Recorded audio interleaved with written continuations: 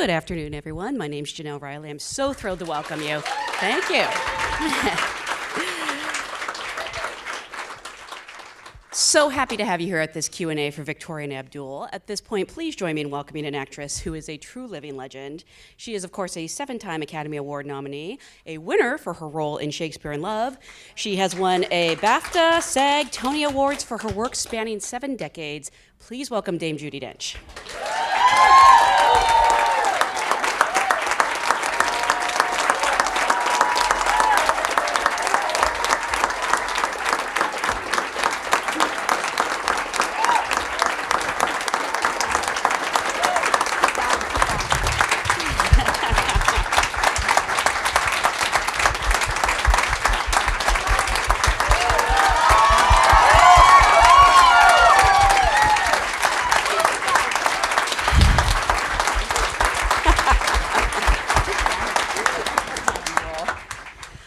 Well, I'm afraid we're out of time, so thank you so much for being here. There's a couple people I say this to, but does that response follow you wherever you go? No, certainly not. No. Really? It's running for the doors, I'm afraid, usually.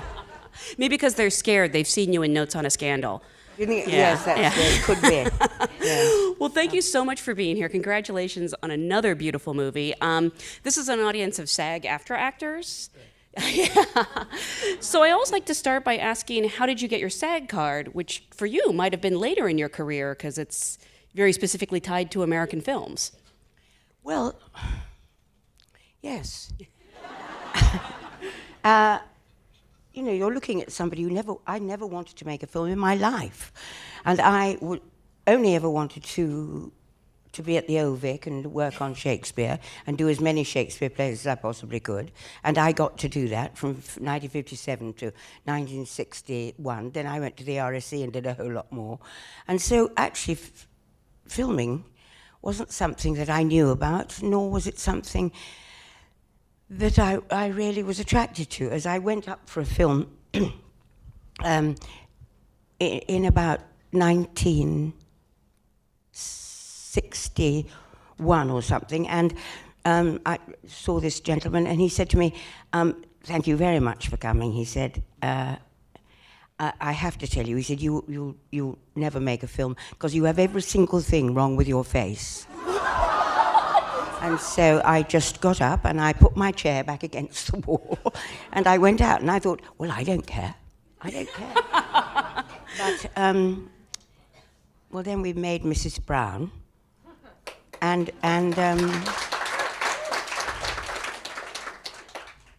my film career was entirely attributed to Harvey Weinstein because he saw Mrs. Brown and he said that is not a television film, it was made for television. And he said that's an ordinary, you know, not ordinary, but you know, that's a cinema film. Yeah. And that's why I came back to America 38 years after being here with the OVIC, and I had suddenly a career in films. But that wasn't your first movie, was it? Wasn't my first movie. All the others seem to have gone into the mists of history. But it wasn't. No, it wasn't my first. So who was it? The director who cast you in Mrs. Brown? That was John Madden. It was John Madden who made Shakespeare in Love. Consequently, yes. And yes. so, I mean, obviously, he saw you as a movie star. Oh, I don't know that he did. It was only after we had such a nice time doing Mrs. Brown, which I say was originally going to be done for television, that I wrote him a letter after it, John, and I said, you know, I've had such a wonderful time. We did it in 30 days. And I said, we had such a wonderful time. I said, if ever you've got a part of somebody just brushing up behind a whole lot of people and then going out, and sometime later he said, actually, I do have that part. He said, of somebody who's going to walk across the back for 8 minutes. Wow. Well, it's interesting you bring up Mrs. Brown because that was the first time you played Queen Victoria. It was. Yeah, and so when Victoria and Abdul came along, was there any hesitation in playing the same person, even though she's very different here?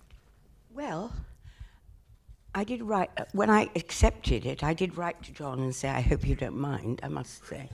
But I just thought that after we had done Mrs. Brown, I thought that was all the story that we... Well, it was. It was all the story we knew about Queen Victoria then. It was only in 2007, I think, or 2010, that this book came out. Yeah. And it was, it was found out that all the stuff that had been destroyed by the Prince of Wales, they found this trunk with all her letters in Urdu, so nobody understood it. And there it was the story. Were you shocked when you heard the story? Oh, I wasn't shocked. I was absolutely delighted. Yeah. I thought, oh my goodness, that poor old bird. She's, we are not amused and looking like that in stone everywhere. And suddenly, I think she had quite a different life. Yeah. And I'm sure that he gave her 15 more years of life. Really? Well, who wouldn't want to get up for him? Beautiful young man. And somebody who she found she could talk to, laugh with, learn from, joke with, teach, go for walks with, and get rid of everybody standing round to attention saying, you'll do this at this time, and this at this time, and this at this. Get rid of them all and take him off to Scotland. Quite right. Yeah. I'm trying to think, and I can't come up with any examples of someone who has gotten to play, I don't want to say character because she's a real person, but essentially the same character in two completely different films, 20 years apart. Did you start over from scratch with this Victoria, or did you draw on some of what you had used for Mrs. Brown? No, you have to do such a lot of homework before playing somebody that a historical person, or I mean, the most difficult for me was playing Iris Murdoch, because there were so many people who are alive now that knew her. The responsibility on your shoulders is considerable, I always think, because you must be true to them. So I'd done the homework for Mrs. Brown, so I knew about her and her life with Albert, and how she felt after he died, and her relationship with the children. So I'd done that, so that was good. And then suddenly, I thought I'd done to John Brown dying, really. I hadn't done the next 4 years. Right. But he turned up, fortunately, 4 years later. Wow. So was there anything new that you did to prepare for this role? I know physically, I believe you're wearing padding. Oh, you bet. Okay. Let's make that clear. That is padding. Do that. Oh, yes, do that. Please.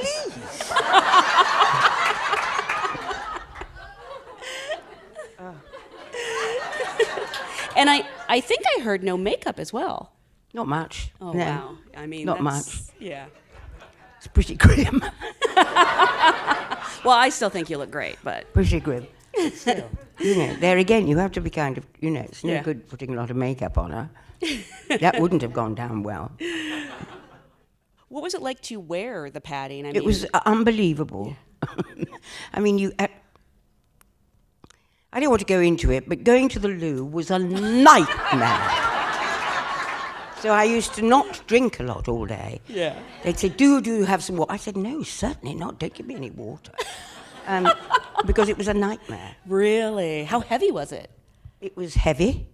It was vast. It was vast. Wow. Much vaster. In a way, did it help you, though, get into that character? Course, yeah. Because, once you get into all that, and then you get a corset over it, and then you get petticoats, and then you get a dress, which is heavy, and then you get something on your head, and so it helps you, because there is no other way you can sit. You can slump a bit, I found, because she kept dropping off to sleep, poor old thing. So, but she couldn't do that, but she could. She could kind of do that. And so all that does help enormously. I think I understand maybe why she wasn't in the best mood all the time. Quite. Yeah. Do you blame her? No. I know, I quite agree. On top of everything else, plus she's got that horrible son. But no, he wasn't given a chance, was he? I know. And there's that wonderful moment where she says, we're going to go to Glassell Shield, and you can all stay, we're going alone. And there's a wonderful line of Bertie's who says, I've only just arrived, he says. Yeah. No wonder he's driven off to Monte Carlo with a lot of other women and smart cars and things. Poor man. I mean, she didn't have much of a life with any of her children. She missed out, I think, terribly. Really? So why do you think she connected with this stranger? How do we know? Apart from the fact that Yeah. you met Ali, I know. Well, He's really tall. he is very Yeah. tall, and he's extremely beautiful. Yeah. And amazingly gentle, and with impeccable manners. So none of that had to be acted. That was all just given to me on a plate. Did you guys meet for his audition or a chemistry We reading? did. Look, he was cast, and then I said to Stephen Frears, I said, I think I would like to just see and meet Ali quietly. And so it was arranged, and I got there very early, and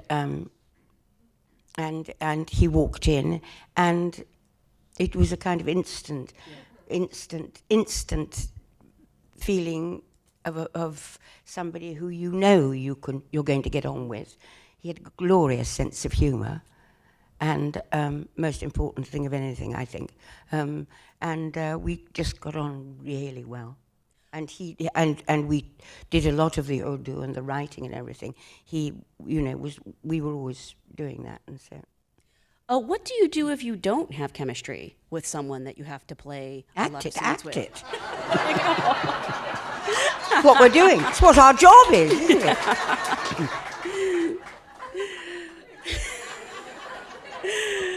But it probably helps if you do. I have to Well, I imagine think it's it helps easier. if you do, yes. Don't get so tired at the end of the day. And you mentioned Stephen Frears, who previously directed you in Philomena and also Mrs. Henderson. Thank you, Mrs. Henderson Presents. And, yeah. Yeah, I mean, was he the one who brought this to you, and is it a no-brainer He did. when Stephen Frears approaches you? It was, yes, that's right. I mean, you've worked with so many amazing directors. What do you like in a director? I like a kind of directness, and somebody who says it as it is. Is a terrible expression, but I like not to beat about the bush. If you want to say something, say it. And Stephen actually says very, very little indeed. Really? I said here in when did I come? In September. I did say he directs by stealth, and he was terribly cross with me. Really? But I think that's rather flattering. Yeah, that's a compliment. Because he does. He knows what he wants, and somehow he gets it out of you by not saying very much. Wow. And he thought that was an insult, or? Yeah, he didn't like it at all. But I keep saying it. But, and somebody who knows the play and does, well, it's like all of us. You have to do your homework, and you have to do that so that you come prepared, so that you don't waste other actors' times when you're rehearsing or filming or whatever, doing something which you could have done at home the night before, or and then just a question of working together, But they're very different, directors have different ways, don't they, of doing it. Yeah. Do you mind? I mean, I can't imagine anyone would give you a line reading. Oh, yes. Of course they give me a Really? line. And you don't yeah, mind? quite right, too. But I'm not going to say, because it's something about the trailer in Victoria and Abdul. Yesterday. We arrived yesterday. And the most wonderful man, Indian man, came up to me while we were waiting for our luggage. And he said, I saw you in Mohammed and Victoria. Quite right. Quite right. Mohammed happened to be the other one, but quite right. It was very, very charming. What were we saying, Jenelle? If anyone's given you a line reading, but you don't seem to mind. Nobody. No, it's not a line reading, it's just something I know. I missed a kind of trick. That's why it's so agonizing to watch afterwards, because it's not like the theatre where you can get a friend who comes round and said, I didn't think that bit worked so well. And so the next night you can do it better. You can actually do it better. But with a film, it's done, and it's in formaldehyde. And there's nothing you can do about it. You're going to go on making that mistake or doing the wrong inflection, and it'll drive you mad if you go on watching. Do you go back and watch your work? No, I certainly don't. Sometimes I don't see it at all. Really? No. What have you never seen? A Room with a View I've never seen. Really? No, I've never seen... It's so good. Sorry. Well, I'll go then. Yes, please do. J. Edgar, I haven't seen that. Really? I had a lovely time working on that. Very tall Clint Eastwood. You work well with tall men. What? You work well with tall men, apparently. With tall men? Yeah. Yes, why not?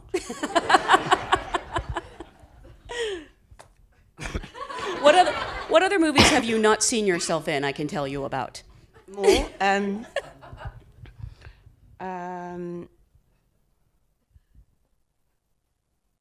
You've seen this one, I take it. Yeah. I hope. Okay. You were able to watch I've this seen one.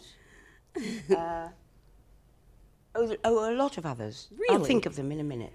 And when was the last time you were back on stage? In The Winter's Tale with Ken... Sorry. Winter's Tale with Ken Branagh.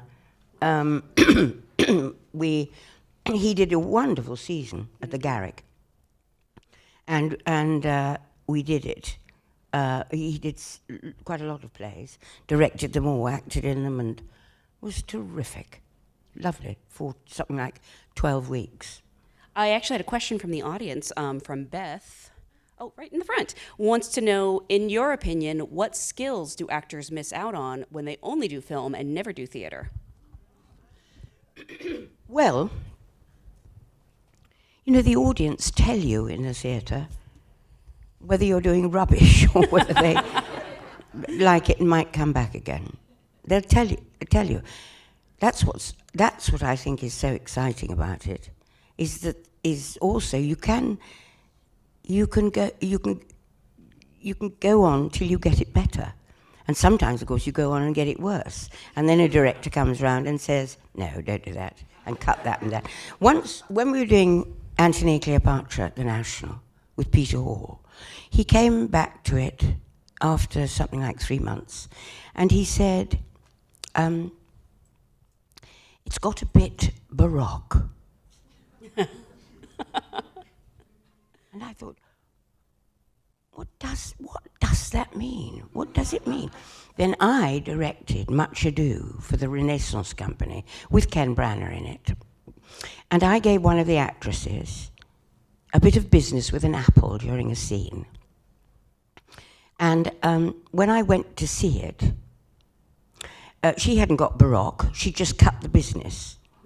And I said to her, I should say before, then when I'd gone back and seen Much Ado, I suddenly thought, oh, I know exactly what Peter meant. It's the bits that we all think as actors, oh, I can make this bit better by doing a little bit more. So you do another little thing on the end. Well, it's usually not better. It usually messes the whole thing up and But anyway, I went this night. It's not really connected with that bit of story. But anyway, this night I went back and afterwards to give notes. And I said to her, where's the good bit with the apple? She said, well, my mother came and she thought it was a bit naff.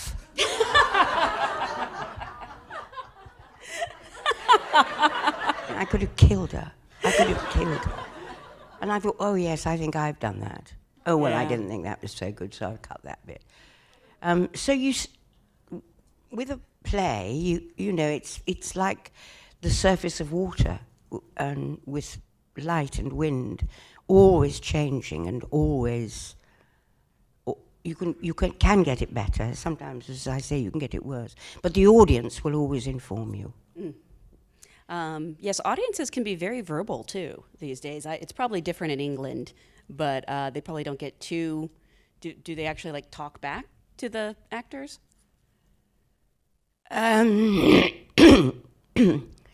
Well, they haven't talked back to me. I bet. Not yet. We have another question. I think is it Senta? They do it here much more. Really, you've noticed that? Oh, we've noticed it a lot because we noticed it when we were here in September. We went to a lot of shows. What I'm so amazed at is everybody getting up and taking photographs beforehand. Oh, yeah. With their, That's extraordinary, isn't it? Yeah. Has that been going on for a long time? Yeah, kind of, since cell phones. Yeah.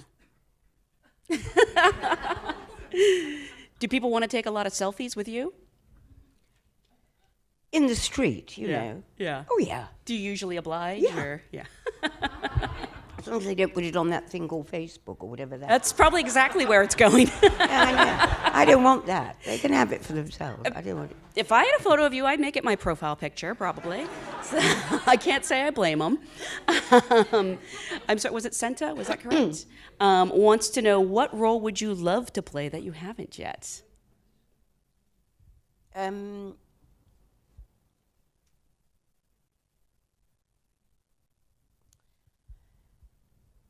don't know. I don't know. I've always been very, very bad at choosing, and I'm not good at kind of knowing, really. I'm only good at somebody suggesting something which I think is different from the last thing, hopefully, and a challenge in some other way, you know. You mentioned doing so many Shakespeare plays. Are there any you haven't done that you would like to? Few, not many. Not done. I'm not going to go through them, but there aren't many I haven't done. There are something like 8 I haven't done. Really? Only 8? Wow. Yes. Is one of them the one that shall not be named?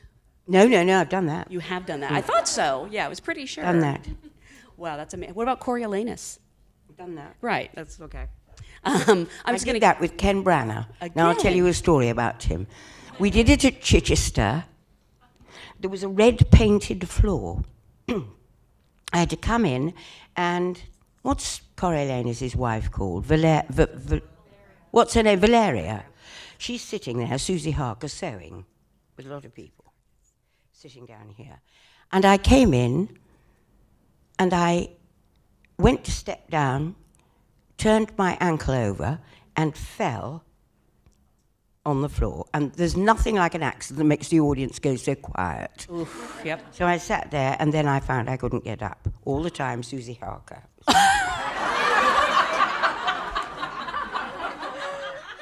So then came the moment when I said, I am very sorry. I have done something to my ankle. I'm so sorry. Is there anyone who can help me? Doctor. Huge applause. Why does that happen?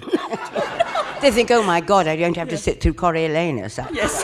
But anyway, he came and he looked at my ankle and he strapped it up. And he said, this is going to swell and everything, but can you manage? I said, yeah, I can manage. Give me a stick. So they gave me a stick, they found me a stick, and I walked on. Applause! Unbelievable. Yeah. There she is, sitting there. And so the play never went so well.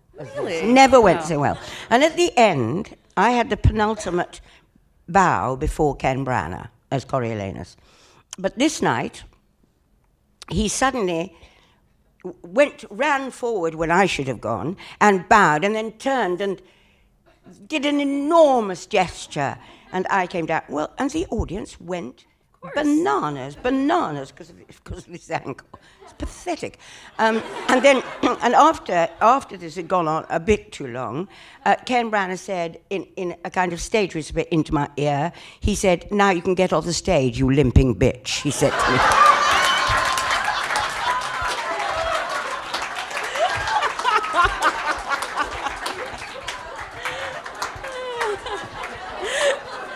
But it still sounds so classy with that accent. It's okay. Well, I mean, I think, the applause is not just for you, but also it's the old adage, the show must go on. Like, you could have walked off the stage and you didn't. So I think the applause is deserved. But, there's nothing like it if you have, all the people, everybody here knows. But if you have anything like a cold or anything like that, or anything, Doctor Theatre, it's known as, and it does. You can get rid of it, and you can put it to the back and think, that's secondary. Yeah. But still, a twisted ankle is much worse than a cold. Well, it's all right. Take the applause. We have a question from, is it John Eisen? Says he is new to screen acting and wants to know what's the best piece of advice you've been given in your career?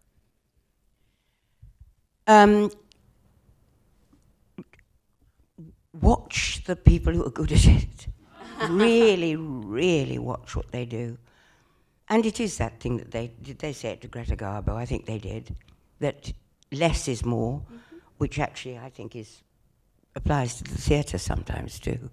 But less is more, and I think if you've worked it out and you can link up the thoughts with everything and you have that in your eyes, then the camera will pick that up. I think that's right. And really, good screen actors do very, very little, I think. I can't give any other advice than that, because I have to learn it each time, because it's not like walking on a stage, which much more comes naturally to me. Film acting doesn't come very naturally to me. Still? Yeah. Wow. Are you learning new things about acting even today? Oh, yeah. Oh, yes. On every project? Well, because everything, I remember my husband, Michael Williams, and I did a play in London called, what was it called? Diary of a Nobody, yes. About the Pooters, about, Charles Pooter and his wife. And it was just lovely. And there were 4 of us in it, Michael and me, and 2 other people, Penny and Gary, who had to do everything else but didn't have a word. And we created the whole of that world of the Pooters. And I remember Michael saying to me, this is going to be such fun to do. It's not very long, and it's huge and wonderful laughs and great character. Well, I'm here to tell you, we have never, ever been so tired in our lives. Really? No, it was exhausting.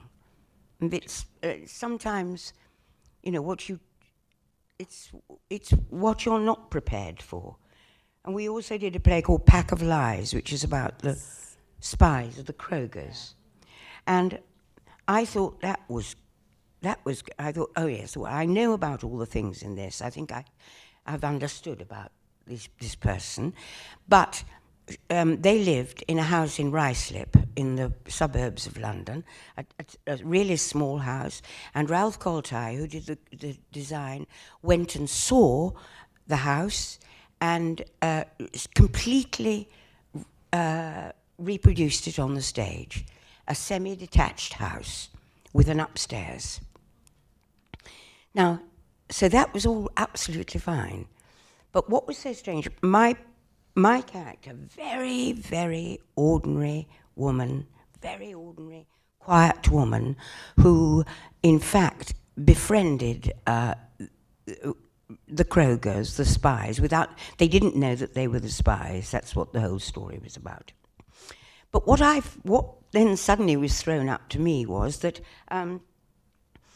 in order to be heard at the back of the gods, you have to project a great deal, and this woman was not a woman who would do that. I was always saying, I want to come down these stairs saying, "My Lord of Burgundy," suddenly, but I didn't get a chance. So that suddenly threw up something that was completely unexpected, and really hard to overcome. Mm. How did you do it? I don't know. I just spoke louder, I think.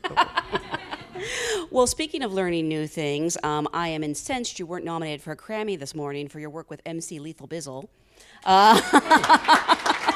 Oh, was he?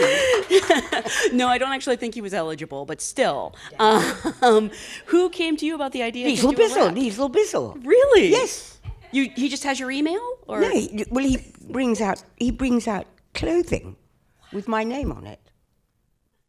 It's nothing to do with me, and I don't get anything from it. I'm here to tell you. But my grandson is absolutely mad about this with Really? Dench on the thing, and yes, and he does it, with a footballing friend of his called Emmanuel Frimpong, and the two of them do the clothing together. And I think they probably heard that, you know, I was quite excited about it, and my grandson wearing this cap and everything, and so he said, "Will you let me teach you to rap?" So I said, "Okay." That was my first lesson. I hope he asks again. I hope he does. I would love to see an album. That would be amazing. I would buy that. I'm so sorry. I know you have to go, but I want to thank you so much for being here. And I want to remind people you can still see Victoria and Abdul, and you're also in Murder on the Orient Express in theaters right now as well. So, thank you so much for being here. Thank you, guys. Very much.